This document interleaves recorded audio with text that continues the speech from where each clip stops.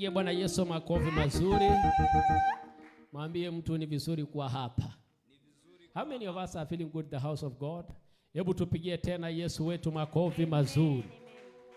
Ni vizuri kuwa katika nyumba ya Bwana, na ningependa tu kukualika mtumishi wa Mungu, wewe ambaye umefika katika ibada yetu, na wewe ambayo uko njiani, na yule mwingine ambayo anafuatilia ibada hii kule nyumbani. Basi siku ya leo tumeanza revival yetu ya siku 5 katika mlima wa Bwana, na tunakaribisha kila mmoja wenu popote ulipo, popote pale unapotutazama, na tunaamini ya kwamba tutabarikiwa kwa sababu ya muda. Nitaomba ya kwamba kuna mtu basi kesho hiyo saa irekebishwe, sababu tunataka kuwa very keen on time, na tuliwaahidi ya kwamba by saa 3 kamili tumemaliza, na hivyo ndivyo itakavyokuwa. Kwa hiyo mtu atanisaidia na saa basi, na tutabarikiwa na Bwana. Bwana Yesu asifiwe. Bwana asifiwe. Haleluya. Hebu chapia huyu Yesu makofi mazuri kwa utukufu wa jina lake. Basi leo, jioni ya leo, nataka basi twende kitabu kile cha Zaburi. Kwa watumishi wa Mungu mnayofuatilia ibada hii, tuko katika maeneo mapya ambayo tumehamia, na tunawakaribisha. Hii ndio revival yetu ya kwanza, ambayo tumeanza revival ya siku 5 katika mahala hapa ambapo tupo, na tunamshukuru Mungu kwa sababu hiyo. Basi unaweza kujumuika nasi kesho, siku ya Jumatano, siku ya Alhamisi na Ijumaa tunapokuwa tukimalizia kitabu cha Zaburi. Naomba msomaji basi ambaye atakuwa tayari Adam ako pale. Zaburi Psalms 85 verse 6.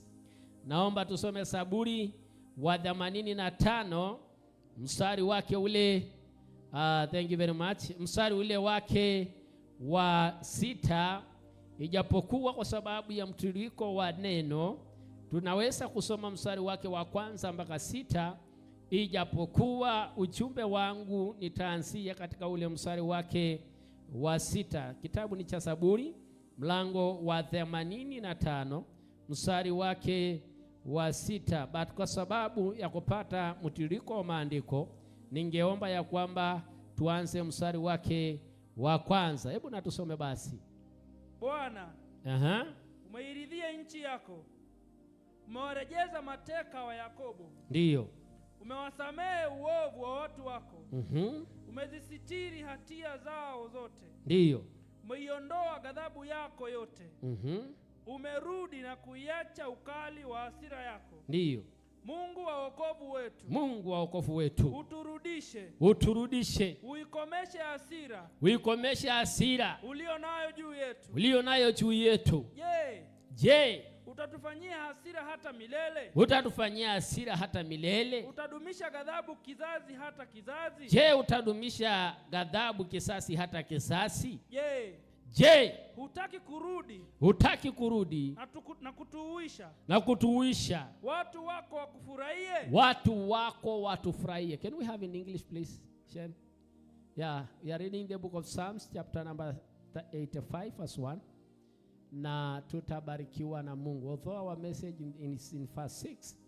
Na yes. You Lord, yes, showed me favor. Show favor to your land. To your land. You restored the fortunes of Jacob. You restored the fortunes of Jacob. You forgave the iniquity of your people. And you forgave the iniquity of your people. And covered all their sins. And cover all their sins. You set aside all your wrath. And you set aside all your wrath. And turned from your fierce anger. And turned from your fierce anger. Restore us again. Restore us again. God our Savior. God our Savior. And put away your displeasure. And put away your displeasure toward us. Toward us. Will you be angry with us forever? Will you be angry with us forever? Will you prolong your anger through all generations? Will you prolong your anger through all generations? Will you not revive us again? And this is my message. revival. Praise the Lord. Amen. Will you not revive us again, that your people may rejoice in you? Say hallelujah. Hallelujah. Will you not revive us again, that your people may rejoice in you? Praise the Lord. Amen. So my message the entire of this week, I will be dealing with a topic called revival. Sema amen. Ujumbe wangu wiki nzima siku 5 nitakuwa nazungumza habari ya revival. Habari ya ufifio, nafikiri hivyo. Bwana Yesu asifiwe sana. Tumesoma kitabu cha Zaburi mlango wake wa 85 na tukaanza ule mstari wa kwanza mpaka mstari wake wa 6. Na hawa ambayo wananena maneno haya inaaminika ya kwamba chapter hii ya 35 iliandikwa na the sons of Korah, wana wa Korah ndio waliandika mambo haya, na walikuwa wanalilia revival. Walikuwa wanalilia revival ambayo ilikuwepo. Wanalia kwa sababu kuna kitu kimeshuka. Kuna ile revival ilikuwepo na ni kama imeshuka. Kuna ile kiwango ya maombi, ile tamanio ya Mungu iliyokuwa ndani ya ile uzuri, the happiness that was there, the joy that was there, it was no longer there. So they were crying for revival. Wanamlilia Bwana, wanasema, will you not revive us again? This means there was a time when there was a revival. Kulikuwa na kipindi ambayo revival ilikuwa katika nchi yao. Ilikuwa katika their land. There was a great revival. There was a great joy. But ikafanyika kile kimefanyika, na ile revival ikashuka, na ile furaha ikaondoka, na ile uchangamufu wa Mungu ukaondoka, na ile uzuri ambayo walikuwa wanafurahia ikashuka. Kwa hivyo wakaanza kulilia Mungu. Katika huu mstari wake wa 6, the sons of Korah, they were crying to God, that God, will you not revive us again? And that is our prayer today, and that's the prayer of us. That's our prayer the entire of this week. We are going to pray for revival. Say amen. Amen. When there is no revival, let me tell you, sons of God, maana nitafundisha mambo ya ajabu sana wiki hii. Naomba Mungu akupe neema ya ajabu sana ya kuwepo, kwa sababu kuna mambo ambayo utajifunza ya ajabu sana. Wacha niwaambie, unajua wakati revival inaondoka, ile hamu ya Mungu inaondoka. Ile furaha ya kufurahia wokovu inaondoka. Ile uchangamufu, ile bidii inaondoka. Ile uwepo, because revival, I'm giving you a definition of revival. What is a revival? Because we need to start from there. Revival je ni nini? Tuanzie hapa. Revival is a special move of God in which believers are spiritually awakened, renewed and restored to a deeper revelation with God. I'm saying revival is a special move of God. It's a special move of God in which believers are spiritually awakened, renewed and restored. Bwana Yesu asifiwe sana. Renewed and restored to deeper revelation with God. Kwa hiyo tunasema ufufuo ni nini? What do you call revive? Ufifio ni nini? Tunasema ufifio wa mwisho inasema kwamba ni muondoko wa Mungu. Is a move of God. Ni muondoko wa Mungu ambayo inafanya watu wakainuke tena kiroho na wakareje. Bwana Yesu asifiwe sana. Wakainuke tena kiroho, wakafufuke tena kiroho. That's revival. Wanafufuliwa tena. The giants ambayo walikuwa wamelala wanakuwa spiritually awakened and renewed. Halafu wanafanywa tena upya. That's the meaning of revival. Revival ni nguvu za Mungu ambaye zinakuja juu ya wateule na inawafanya tena waamuke, inawafanya tena warejeshwe, na inawafanya tena wapewe nguvu. Sema amen. That is revival. Amen. Na wanaongezewa hata kwenda ndani na ndani katika uhusiano wa Mungu. Revival ni ile uwepo wa Mungu, nguvu za Mungu ambayo inaletwa juu ya waaminio, wanaamushwa kiroho, wanafanywa upya tena, wanarejeshwa katika position, the original position ya Mungu. Unajua kila mmoja anajijua. Kuna kipindi mtu anasema there was a particular season when I was so close to God.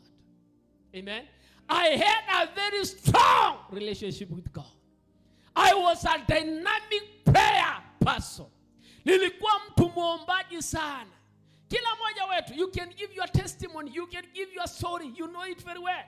There was a particular time when hallelujah, when revival dies, kanisa inakuwa baridi. Wakati revival imeondoka, watu wanachoka, watu wanalemewa, uzito wa kipepo inaingia watu, laziness ya kiroho, uvivu wa kiroho inaanza kuonekana. Watu wanaanza hata waoni uwezo, hawana uwezo wa kusoma Biblia, hawana uwezo wa kuomba, hawana uwezo wa kuingia kwa mikutano za ibada. Maana revival ikiondoka, watu wanakuwa wanyonge, watu wanakuwa dhaifu, watu wanakuwa wavivu. Maana uwapo ni nguvu za Mungu inayotembea ndani ya waaminio. Hallelujah. Hallelujah. You cannot enjoy salvation when there is no revival. When there is no revival in the church, kanisa inakuwa baridi, kanisa inachoka, watu wanaganda kiroho, watu wanagandamizika. Kunatokea uzito ambayo haieleweki, maana uwepo umeondoka. So they were crying for revival. Hallelujah. Bwana, will you prolong your anger? Because wakati Bwana anakasirika, revival inaondoka. Ile move, I said revival is the move of God. It's the move of God. Ni muondoko wa Mungu ndani ya watu. Amen. Revival. Amen. Bwana Yesu asifiwe sana. I'm telling you, when you are not revived, you can't revive. Amen. Amen. When you are not revived, you can't what? Revive. Mtu ambaye mwenyewe hana uamsho, hawezi fanya uamsho. Huwezi amushwa, huwezi amusha kama hujaamshwa. Somebody who is asleep cannot wake another one who is asleep. Mtu aliyelala hawezi amsha aliyelala. Ina maana kwamba huyu ameamka ndiye akaamsha mwingine. That is revive. So when you are revived, you can revive. Kwa sababu wewe mwenyewe umefufuliwa, umeamshwa, uamsho. Uamsho kitu cha ndani. Something great ambayo inafanyika ndani ya watu. Wakati unaona ya kwamba watu wanaboheka kwa wokovu, wewe unaendelea kuchangamkia because kuna vitu, kuna nguvu za Mungu ambayo iko ndani yako. Bwana Yesu sio sana. Hallelujah. Amen. Now, let me teach something now. What are the signs of revival? Utajuaje revival imekuja kwako ama imekuja kwa kanisa? Dalili za ufufuo, dalili za uamsho, signs of revival. Tafundisha wiki hii mambo ya ajabu sana. Naomba kesho usikose kuleta mtu akasikia maneno haya matamu kutoka kwa Bwana. Maneno mazuri ya ajabu sana. Dalili za uamsho ni zipi?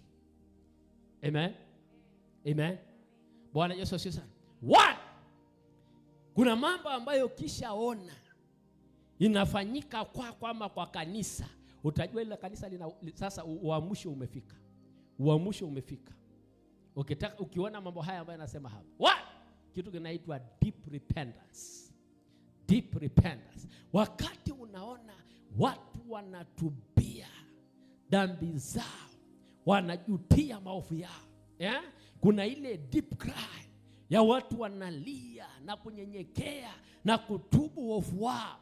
I'm telling you, revival has come. Amen.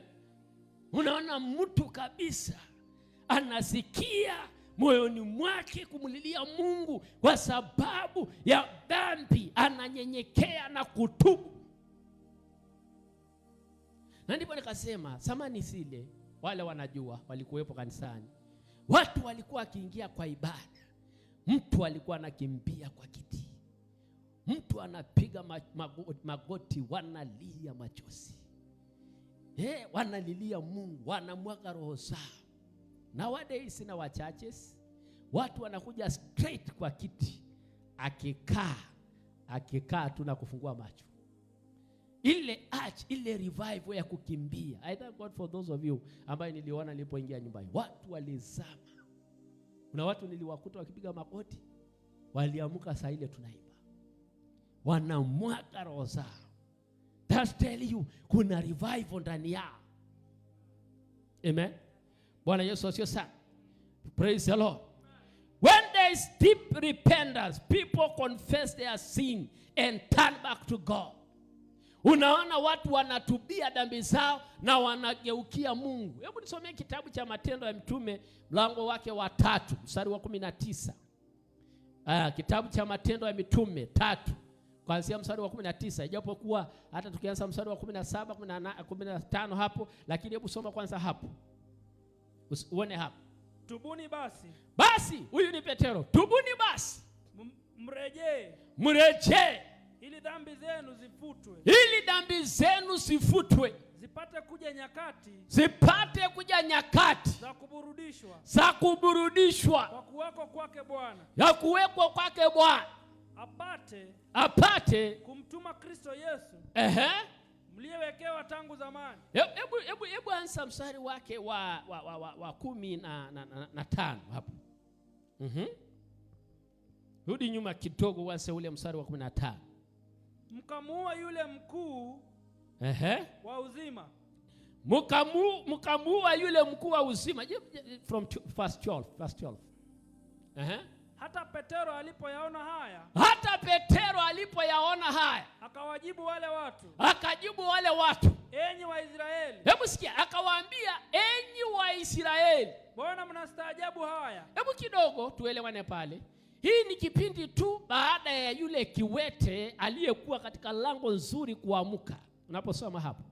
Baada tu ya kuamuka na akatembea na akaingia katika nyumba ya Bwana. Maana ninasema walipomwona wakatambua ni yule kiwete, watu wakashangaa. How comes? What is this? Hii ni nini hatujawahi kuona? Jamaa ameishi hapa for all those years. A beggar. Leo hii eti amenyanyuka, miguu yake imenyooka, na ameingia katika nyumba ya Bwana. Wanashangaa, wakaanza kustuka. Hasa Petro anawajibu pale. Mbona mnastaajabia haya? Anamwambia mbona mnastaajabia haya kiwete kutembea? Au mbona mnatukazia macho sisi? Au mbona mnatuangalia kwa macho ya ajabu? Kana kwamba tumemfanya huyu aende kwa nguvu zetu sisi. Huyu kiwete aende kwa nguvu zetu. Au kwa utaua wetu sisi. Au kwa sababu ya utakatifu wetu sisi utaua. Mungu wa Ibrahimu. Sasa anaeleza what was the cause of this man. Ni nini kilichosababisha huyu kiwete kutembea? Anasema Mungu wa Ibrahimu. Mungu wa Ibrahimu na wa Isaka. Na Mungu wa Isaka. Na wa Yakobo. Na Mungu wa Yakobo. Mungu wa baba zetu. Mungu wa baba zetu. Amemtukuza mtumishi wake Yesu. Ambaye ninyi mlimsaliti. Na kumkana mbele ya Pilato. Alipokuwa ametoa hukumu yake. Afunguliwe. Pilato akasema afunguliwe. Basi ninyi mlimkana yule mtakatifu. Yule mwenye haki. Mkataka mpewe muuaji. Mkamuua yule mkuu wa uzima. Basi nanyi mkamuua yule mkuu wa uzima. Ambaye Mungu amemfufua. Katika wafu. Na sisi tu mashahidi wake. Basi na sisi leo tu mashahidi wake. na kwa imani katika jina lake, na kwa imani katika jina lake, jina lake limemtia nguvu. Haleluya. Jina lake Yesu limemtia huyu kiwete nguvu.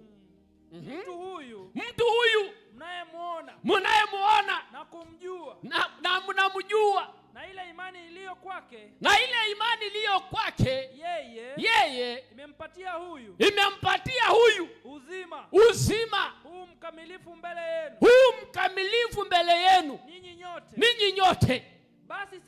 Basi sasa anawaambia sasa, ndugu, najua ya kuwa mliyatenda haya kwa kutojua kwenu, kama na wakuu wenu walivyotenda. Lakini mambo yale aliyohubiri Mungu tangu zamani kwa kinywa cha manabii wake wote ya kwamba Kristo wake atateswa, ameyatimiza hivyo.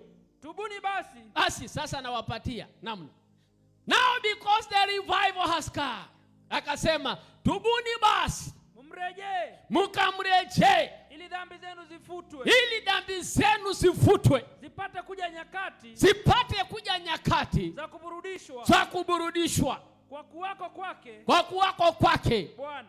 Thank you. Sasa angalia, hapa ndipo Petro baada ya kusema maneno yale, maana revival imekuja, hapa ndipo watu 3,000 waliokoka. Amen. Why? Ninazungumza habari ya revival. Revival ikija, watu wanatubu dhambi zao. Maana nilikwambia revival ni nguvu za Mungu zinazotembea ndani ya watu, kuwarejesha katika Bwana na kuwainua tena na kuamsha roho zao. So when revival comes, utaona watu wakitubia dhambi zao na wakimrejea Bwana. Haleluya. Wakati wapendwa revival inakuja, wakati revival iko ndani ya watu, unaona watu wakitubu dhambi zao na wakirudi tena kwa Bwana. Sasa hii ndio dalili ya revival. Na hubiri habari ya revival wiki hii yote. I will teach about revival. Amen. Bwana Yesu asifiwe sana. Dalili za revival. Utajuaje revival imefika huu mji? Utajuaje revival imefika nyumbani? Utajuaje revival imefika katika ile kanisa? Utajuaje revival imefika kwa watu? Unaanza kuona watu wakitubu na wakimrudia Bwana. Bwana Yesu asifiwe sana. Hallelujah. When revival comes, wakati Yona mlango ule wa 3 anatuma Yona aende nchi ya Ninawi. Na Yona akapeleka ujumbe akasema, Ninawi, msipotubu Bwana ataangamiza Ninawi. And the man of God go across Nineveh preaching the same message. Tubuni watu wa Ninawi. Revival ikaja Ninawi. Maandiko yanasema wakamrudia Bwana. Watu wa Ninawi kutoka kwa mfalme wakashuka, wakavaa magunia, wakajipaka majifu. Wale watu wakamlilia Bwana na Mungu akaponya na akasamehe Ninawi, maana watu walijutia uovu wao. Amen. Basi watu wa Ninawi wakamsadiki Mungu, wakatangaza kufunga, wakajifika nguo za magunia, tangu yeye aliyo mkuu hata aliyo mdogo. Habari ikamfikia mfalme wa Ninawi, naye akaondoka katika kiti chake cha enzi, akavaa vazi lake, akajifika nguo za magunia na kuketi katika majivu, a whole king. Naye akapiga mbiu, akatangaza habari katika mji wa Ninawi kwa amri ya mfalme na wakuu wake, kusema mwanadamu asionje kitu, wala mnyama, wala makundi ya ng'ombe, wala makundi ya kondoo, wasile wala wasinywa maji. Bali na wafunikwe nguo za magunia, mwanadamu na mnyama. Just see that level of humility. Because this is a nation that wanted to repent and go back to God. Because revival, through a man of God, a prophet of God, Jonah, has come to Nineveh.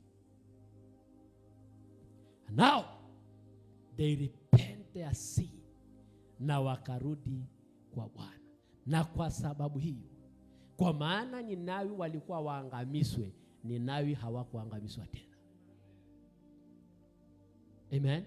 Maana walitikia mwito wa toba. So revival ikija katika kanisa, utaona watu wakitubu dhambi zao. It is so unfortunate that nowadays people rejoice in their sins. Kwamba watu wanafurahia dhambi zao. Watu wanafurahia dhambi zao.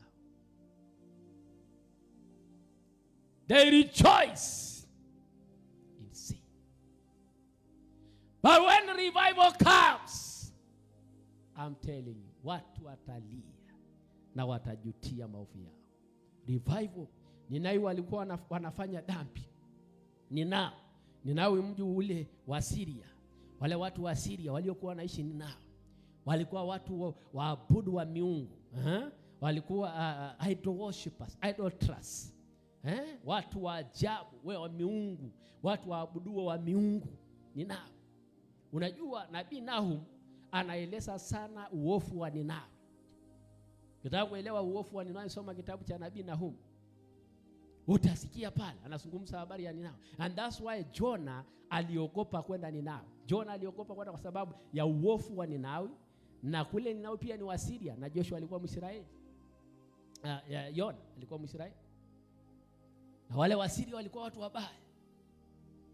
Lakini waliposikia habari, waliposikia wito wa revival, maandiko nasema wakatubu kuanzia mfalme, wakashuka kufaa magunia na majifu, na wote kwa siku 3 hakuna aliyekula wala kunywa wala mnyama wala mwanadamu. Hatujawahi kuona kitu kama hiyo. Eti hata ng'ombe zilinyimwa kula, hata mbuzi. Just imagine. Kwa hivyo hiyo kilio yote ya wanyama, kilio ya wanyama ambao walifungiwa asiende kula, kilio ya wanadamu, kilio ya watoto ambaye hata walinyimwa chakula, mpaka watoto. Maana maandiko nasema kutoka aliye mkubwa mpaka aliye mdogo. Watu wazee, watu wanaonyonyesha walikuwa pale. Kila mtu kana mlilia Mungu. Na kwa sababu hiyo waliporudi, maandiko nasema Bwana akasamehe Ninawi. Haleluya. Maana watu wakimrudia Mungu, Mungu anasamehe watu. So when revival comes, watu watatubu. Watu tuombe watumishi wa Bwana revival ikuje. Ni makosa, msione kama ni vizuri kwamba atuone watu wakiokoka kwa kiwango kikubwa. We should see people running to the altar. Every now and then people wanakimbia kutubu dhambi zao, wanakimbia kutupa masigara, wanakimbia kutupa chupa za pombe, wanakimbia kutupa uchawi, wakikimbia mbele za Bwana, wakiacha kazi zao mbovu, maana revival imeingia. Tunaomba aishivyo Mungu wa Israeli. Hebu inua mkono, sema Baba kwa jina la Yesu. Sema Baba kwa jina la Yesu. Sema tunatangaza revival. Tunaomba revival. Sema Baba tunaomba revival. Revival kwa mji wetu. Revival kwa makanisa zetu. Revival kwa nyumba zetu. Revival kwa jamii zetu. Revival kwa nchi yetu. Wacha tuone revival. Watu wakikimbia. Haleluya. Maana wanasema na Filipo akateremkia Samaria. Kitabu cha Matendo ya Mitume mlango ule wa 8, akahubiri injili kwa watu wa Samaria. Watu wakamsikiza Filipo, akahubiri habari njema, akahubiri habari njema ya ufalme. Biblia inasema watu wakao kwenye mapepo zikawatoka, walio wagonjwa wakafunguliwa, waliofungwa wakafunguliwa, mpaka mchawi mmoja akaja na yeye akaja kuokoka. Maana kuna revival imeingia Samaria. We need revival. Hallelujah. Tunahitaji revival. Na mtu mmoja jina lake Simeoni, hapo kwanza alikuwa akifanya uchawi katika mji ule, akiwashangaza watu wa taifa la Wasamaria, akisema ya kuwa yeye ni mtu mkubwa. Hebu tuendelee. Wote wakamsikiliza tangu. Wote wakamsikiliza tangu. Mdogo hata mkubwa. Huyu ni mchawi. Akisema mtu huyu ni muweza wa Mungu. Ule mkuu. Wakamsikiliza. Kwa maana amewashangaza. Muda mwingi kwa uchawi wake. Lakini walipomwamini Filipo na habari njema, sema haleluya. Walipoamini habari njema ya ufalme wa Mungu na jina lake Yesu Kristo, wakabatizwa wanaume na wanawake. Naye Simeoni mwenyewe aliamini akabatizwa. Na yeye mchawi akaamini akabatizwa. Akashikamana na Filipo. Akashangaa alipoziona ishara na miujiza mikubwa iliyotendeka. A witchcraft, jamaa mchawi ambaye mpaka watu walimpa jina ya kwamba huyu mtu ni mkubwa. But he came to hear the good news of the kingdom. Maandiko inasema na jamii ya wanafunzi wakatawanyika, na Filipo akateremkia Samaria. A man who was carrying revival. Hallelujah. Kanisa la Bwana, wacha Bwana ambukize kila mmoja wetu nguvu ya revival, upako wa revival. Huyo ni mtu mmoja. Maandiko yanasema jamii ya mitume ilitawanyika. So huyo alienda pale, huyo alikaenda pale, lakini walienda watu ambao walibeba revival, na popote waliposimama revival ilionekana. Amen. Hallelujah. May God release revival in our generation. Amen. Hallelujah. That is my prayer. Hiyo ndio kitu ninaomba. Can we see revival in our generation? Je, tunaweza Mungu tukashuhudia revival katika kisasi yetu? Hiyo ndio maombi ya moyo wangu. Tuone revival.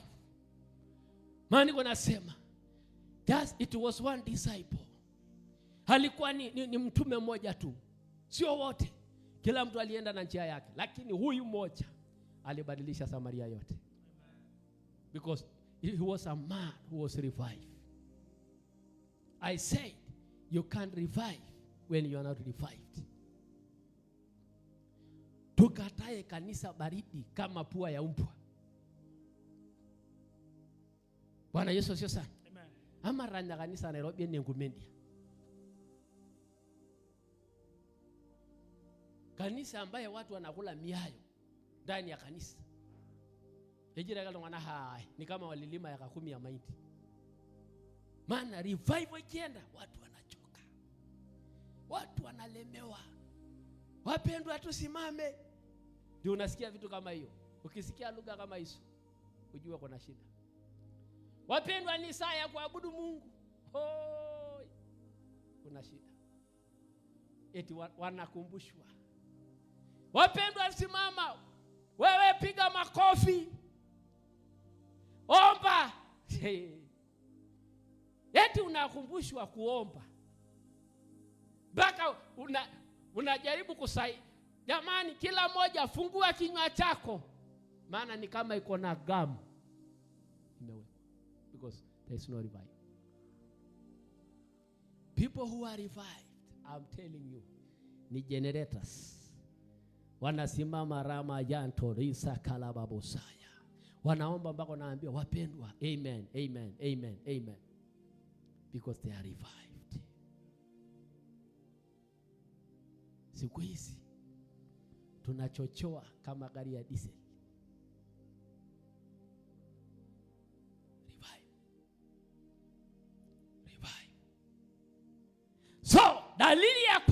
ya revive kunatokea kitu kinaitwa deep repentance. Deep repentance. Yaani unaona huyu mtu anatubu mpaka Mungu kabisa, Mungu anaona sincerity ya moyo wake. Siku hizi tunawaongoza hata kwa toba, lakini unaona tu ni kama ni mdomo tu inasema maneno yale. Maana walikuwa wakiongozwa toba, unaona machozi yanatiririka. Maana anatubu kwa moyo. Machozi. Anasema, Bwana Yesu, nimekuja kwako, nisamehe dhambi. Akisema hivyo, moto inawaka ndani ya moyo wake. Analia machozi, maana inatoka kwa moyo.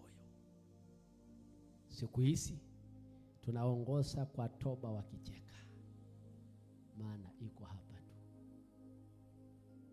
There is no deep repentance.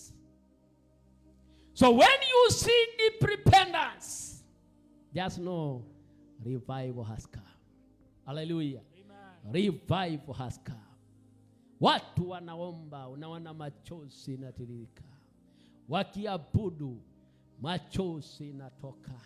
Wanamlilia Mungu. Hawalii kwa sababu walifungiwa nyumba. Hawalii kwa sababu pesa hakuna. Hiyo ni jambo ndogo sana. Wanalia because they miss. They are happy. Wanasikia furaha. Mioyo yao inabubujika machozi ya furaha wakiwa katika uwepo wa Mungu. Do you know? Kuna machozi ya furaha. Wanalia because they enjoy the presence of God. They are not crying because of the sorrow and the pain of this world. They are crying because they are enjoying the presence, the move of God. Wakiinua mikono yao, machozi yanatoka. Wanamlilia Mungu wao. Wanamlilia Mungu wao. Unashuka, shuka, utukufu wa Bwana.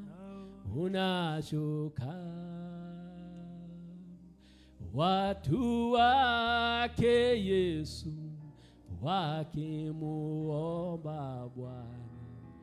Utukufu wa Bwana unashuka. Wakisema unashuka, nywele zao zinasimama. They feel that move of God.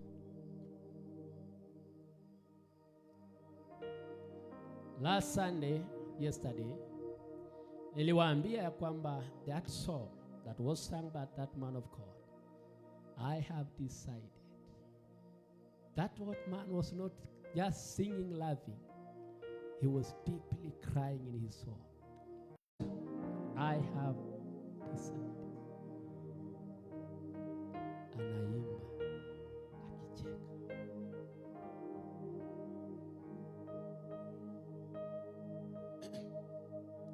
Siku moja kulikuwa na ibada na mtu mmoja akaamuka kuimba. Alipoimba ile wimbo, watu wakacheka, wakafurahi alipokuwa anaimba ile wimbo. Baada ya kumaliza, another somebody else akaomba nafasi. Akaja kuimba the same song that was sung by the person alikuwa hapa. Yeye alipokuwa anaimba, watu wakalia machozi kwa viti zao. The same song. Ule alipokuwa anaimba, watu wanafurahi, wanacheka. Lakini akakuja someone akaimba in the spirit. Hatutoi kwa sababu ya kutoa tu. Tunatoa kwa sababu tunaheshimu maandiko yanayoongelelea matoleo. That was the revelation Mungu alinipa nikiwa kwa safari. Revival ikaingia. Ilipoingia revival, wakaingiwa na shauku isiyo ya kawaida. Wale watu, maandiko nasema, wakawa wanakaa na kudumu katika fundisho la mitume. Reading the word. Wakati tu wa mwisho umeingia, something happened. Maana wakati mtu amepokea revival, I'm telling you, unaanza kuona mambo ya ajabu yanaanza kufanyika. Mpaka unaanza kusema, kwani ni nini siku hizi, ni nini kinafanyika ndani ya huyu dada? Maana hata tabia zake mnaanza kushindwa kumuelewa. Maana anaanza kuwa na mambo ya ajabu sana. Ningepata muda nitafundisha mambo mengi hapa, but the whole of this week nitakuwa nafundisha habari ya revival. That's the message Bwana amenipatia. I wish you will not miss.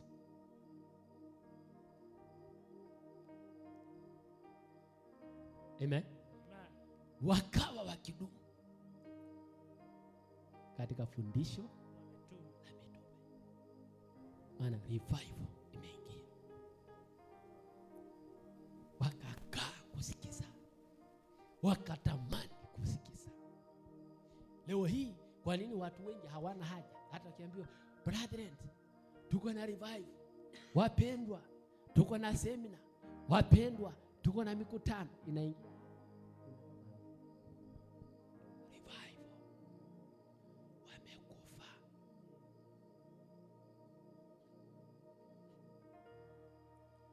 They are spiritually dead. So ile hamu haiko, ile nia haiko ya kutaka kujua. Words of wisdom come to me. Maneno ya hekima. Nasikia tu mambo ambayo ya ajabu sana ambayo inaingia ndani yangu. I don't know what's happening, but I don't know, kuna kitu kinaendelea.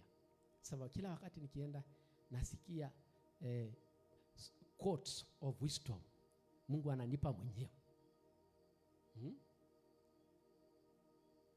Kama leo na jana nahisi kitu na niambia, an institution that fights its structures will not stand.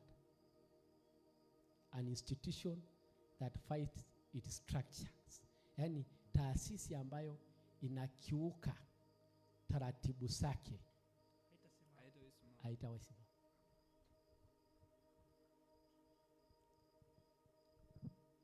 But an institution that embraces structure zake itasimama. Taasisi yote ambayo inakumbatia system zake, when they put a system, they impress the system, they work on the system, I'm telling you, they will stand. Na hapo ndipo watu wengi wameshinda wengine. Maana wanaweka system zao and they obey the system. And because of that, wananawiri. Lakini wanaweka system zao, wenyewe wanakiuka system zao, basi wanapromosha ile taasisi yao. Wenyewe tu wanabomoa wenyewe. Ngiwa alafu chome nyumba. So hii ya red ndio ya life. Ya neutral, mara nyingine inakuwa black. It is either black ama yellow. No. Yellow ni earth. Yellow ni earth. Yes. It is either black or blue. Black or blue. Yes. Alafu ile earth ni ile waya inaunganishwa kwa chini. So earth iko coated na green. Kwa nini inawekwa kwa chini? Ndio absorb nini? To lose the electrons. Sema electrons. Mwambie tuko kwa chemistry. Bwana Yesu sana. Mwambie dunia tunasema vitu mingi sana. Mama Siria sema electrons. Sema amen. Tuna kupoteza in case kitokee kitu. Kama sasa kuna short. Hii hamu ya maombi, nguvu ya maombi, revive.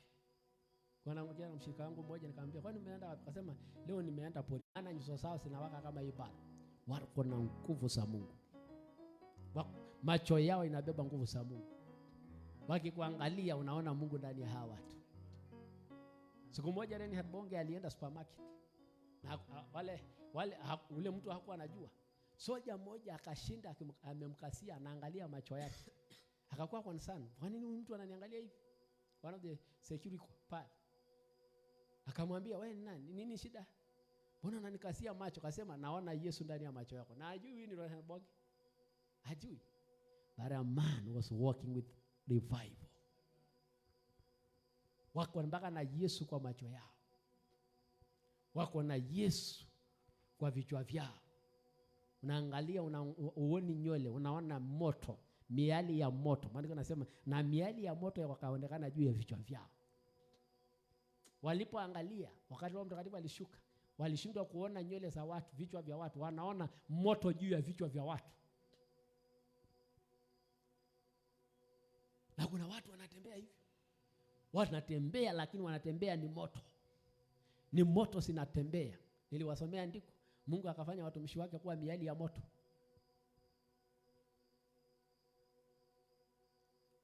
Amen. Nani amesaidika mpaka hapo? Nani anaona muda wake umepotea? Bwana Yesu asifiwe. Umesaidika? Bwana, kesho mtalete watu? Nani anatamani kila amesikia mwingine asikie?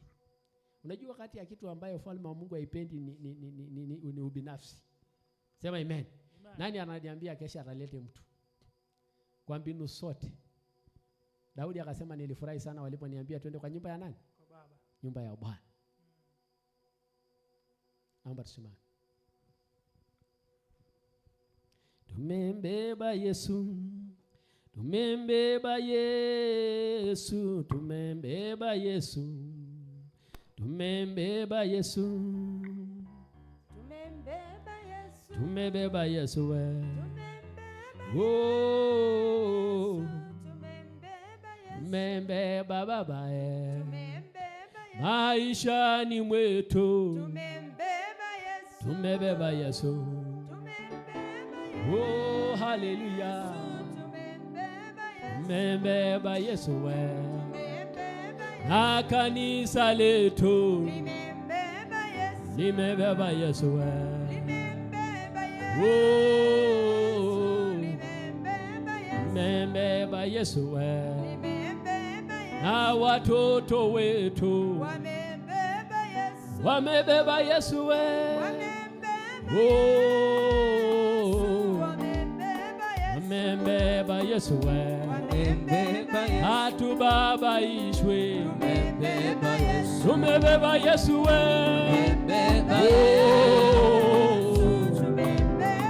Tumebeba Yesu we. Mioyoni mwetu tumebeba Baba. Oh Yesu, tumebeba Yesu we.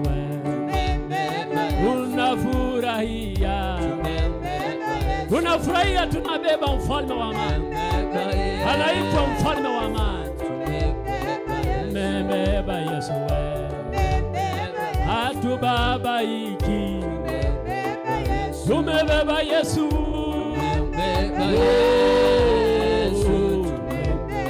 Tumebeba Yesu we. Tumebeba Baba ye. Tumebeba Yesu we.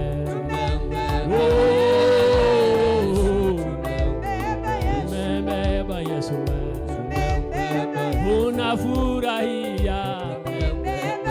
Tumebeba Baba. Tunafurahia, tunabeba Yesu jamani. Hatubebi uchawi wala ugoro.